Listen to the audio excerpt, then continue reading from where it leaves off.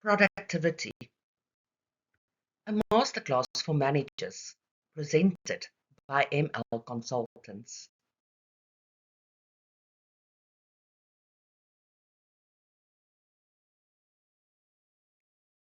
My name is Marie Louise, or ML, and I am the facilitator of the masterclass Productivity, a word that is easily understood if you break it into two parts: product plus activity.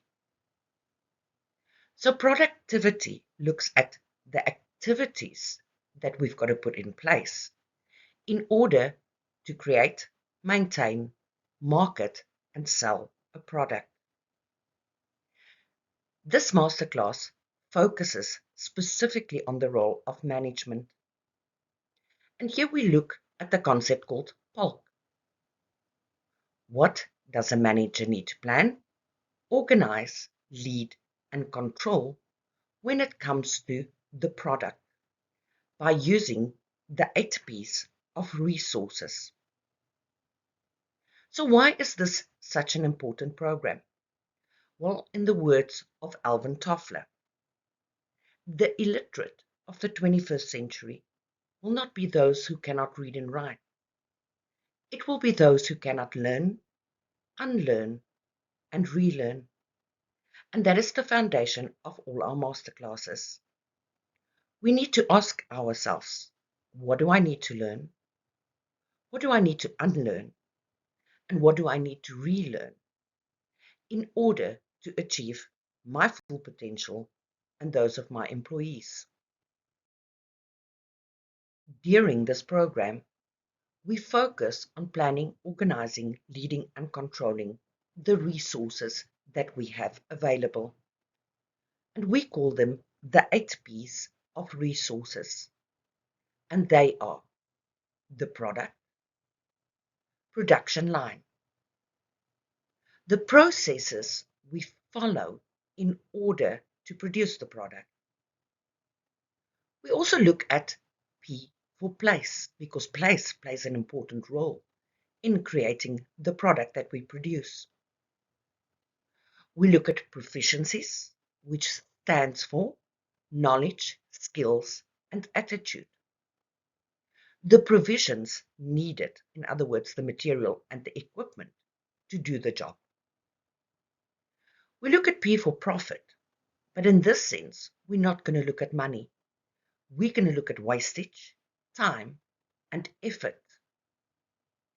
And then last, but definitely not least, we look at people, because ultimately that is the role of the leader, is to manage people in order to produce. This is a 5-day management program, and we have divided it into 5 sections based on the 8 P's of resources and POLK. Section 1 deals with the first 3 P's, which is product, production line, and the processes we need to put in place in order to be productive. In POLK, we're looking at planning and organizing. Section 2 looks at the place and the provisions, also part of planning and organizing. Section 3 looks at the skills that people need, and the 8 P here is proficiency.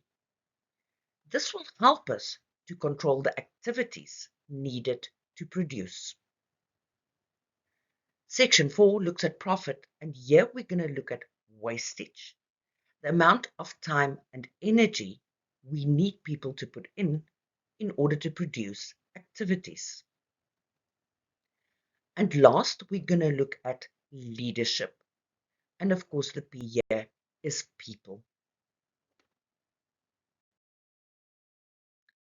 So a bit more detail on each one of the modules. And we're going to start off with module number 1, which is product, production line, and processes.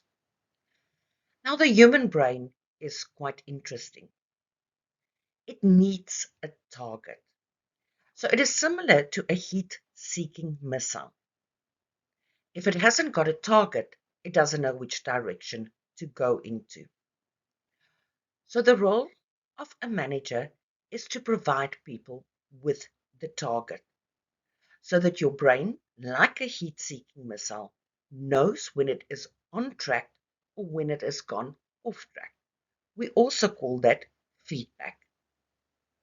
During Module 1, we will cover the following parts. Differentiate between what is planning and organizing. And what is so interesting here is when we spell POLC, P-O-L-C, people think that because P comes first, that planning is the most important part. In actual fact, it is the O that is the most important. It is organizing, because you cannot plan if you haven't created systems against which you can organize your product.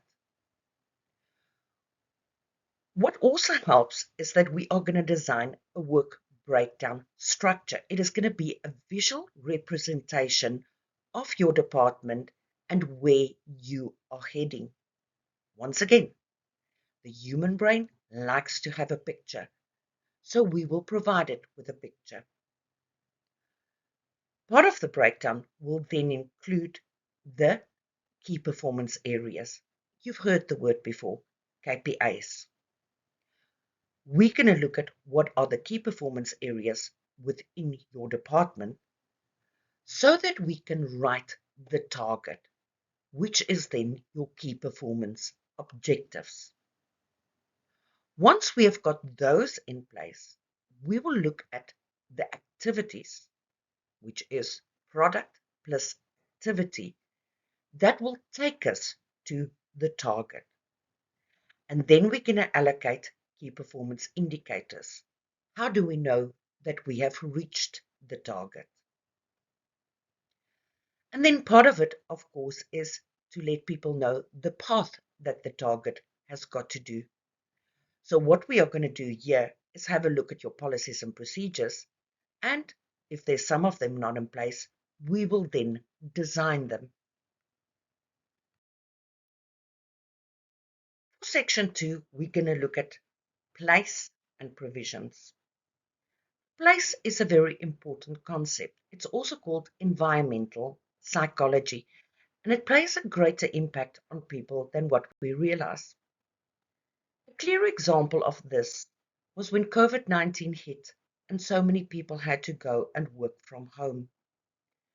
It took a lot for them to adapt. And then, of course, companies now are asking people to go back to the workplace. So once again, there will be a psychological impact on people when they change their environment. That is just an example. And we will look at the environment that you are working in.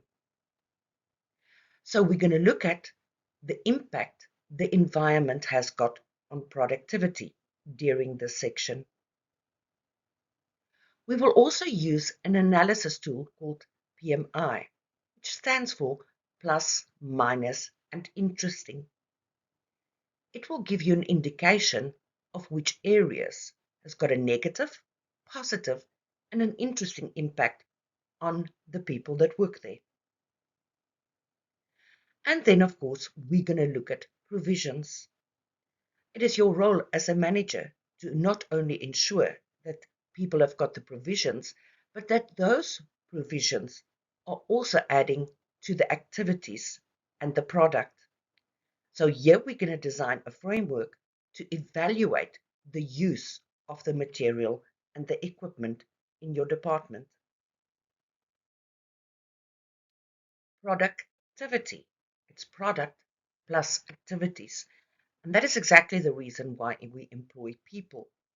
We employ them for the skills, the knowledge, and the attitudes that they bring to the company that will help us to produce the best product. This session falls in line with performance management, which is ultimately the reason you have got a management structure. It is to control the activities and to ensure that those who said they can do the job is actually doing the job. During this session, we're going to look at the following. We're going to identify the knowledge, skills, and attitudes of each job category. When we say job category, we refer to your frontline workers, your supervisors, superintendents, and managers. Within each role, there are different skills and knowledge needed. We're going to clarify the roles and the responsibilities of people within these job categories. Once again, it falls in line with being a heat-seeking missile. People need to understand their role in order to achieve the target. We're going to look at the difference then between responsibility, accountability, and deliverability. Beautiful words. If you look at them, they are also divided into two different parts. To respond with your ability, to count that you've used your ability, and to deliver what you said you were going to do through your abilities. If that is not happening, we need to identify the performance gap. One of the important principles that we will be using throughout this is called the 80-20 principle, because it will help us to see if there's really a need to fill the gap. This will bring us to performance management, and it's vital that managers understand the difference between poor performance and poor conduct. And in the end, it is your job to communicate where these gaps are and how you are going to fill them. So we're going to look at a specific communication technique to deal with poor performance and conduct. The 8 P's of resources. We're back at P for profit. And generally we think it's got to do with money. Of course it has. But it's actually got to do with more than that. During this section, we're going to look at the 8 categories of wastage that you find in a workplace and how to deal with them. We're going to look at the difference between urgent and important activities so that employees do not waste their time and effort on the wrong activities. So during this session, we are really going to look at how do we measure productivity, so the activities that we're going to use to achieve a product in terms of time and effort. And last, but definitely not least, we will be looking at leadership, the main part of this program, because ultimately it is the role of the manager to give direction and support so that people can use the other 7 P's of the resources in order to produce an excellent product.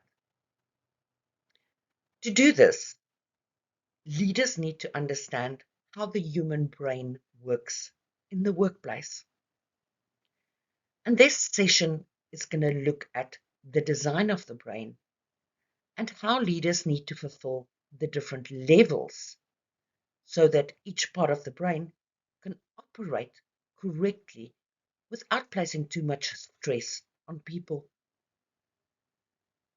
Talking about stress, when people are not coping, they will show what is called coping methods, and it is your role as a leader to understand these so that you can identify the stresses and help eliminate them.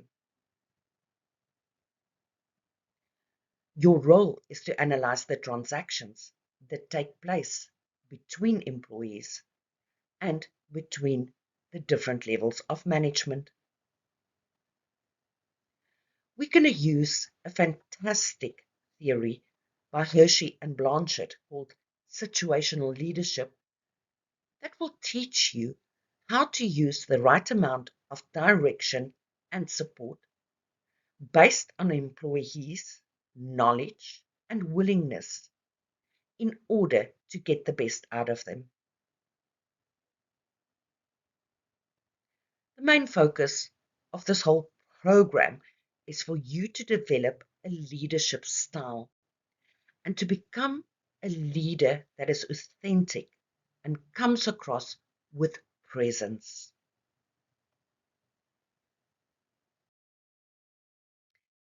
The illiterate of the 21st century will not be those who cannot read and write. It will be those who cannot learn, unlearn, and relearn. My name is Marie Louise, and I'm the facilitator of the masterclass called Productivity.